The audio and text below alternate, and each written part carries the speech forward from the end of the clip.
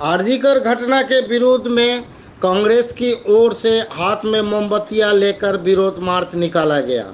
जुलूस बस अड्डे से शुरू होता है और शहर के विभिन्न हिस्सों की परिक्रमा करता है। আপনারা জানেন এক মাস হতে চলেছে, কিন্তু আরজি করে একজন ডাক্তার হত্যা করা হয়েছে, তাকে রেপ করে তাকে মার্ডার করা হয়েছে।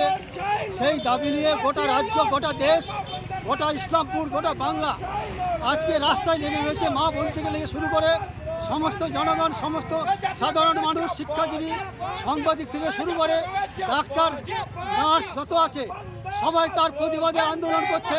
কিন্তু এক মাস হয়ে যাচ্ছে, এখনো পর্যন্ত আসল দোষীদের চিহ্নিত করে এখনো পর্যন্ত শাস্তি করা হচ্ছে না। তার প্রতিবাদে আমরা আজকে কংগ্রেস ব্লক কমিটির পক্ষ থেকে আমরা মোমবাতি জ্বালিয়ে যার তিলোত্তমার যে তাকে শান্তি, আত্মার শান্তি কামনা করছি। এবং আমরা এই বার্তা দিতে চাই যে সাধারণ মানুষ যেন এখন এই মোমবাতি জ্বালিয়ে আপনারা যে অন্ধকারে ঢুকে আছেন সেই অন্ধকার থেকে বেরিয়ে আসুন।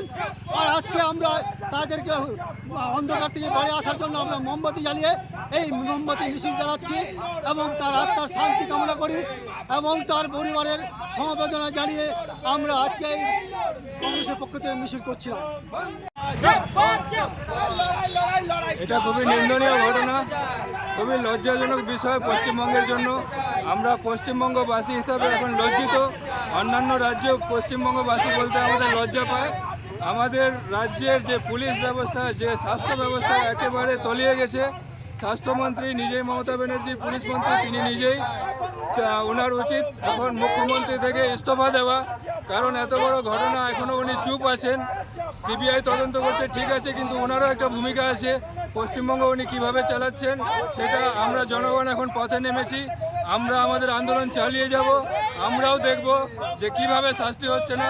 প্রকৃত দোষীদের শাস্তি চাই, ফাঁসি দিতেই হবে। এবং যে প্রকৃত দোষী, সে যে দলের হোক, যার সঙ্গে জড়িত হোক, তাকে বের করে নিয়ে আসতে হবে খুব তাড়াতাড়ি এবং তাকে ফাঁসিতে ঝুলাতে হবে।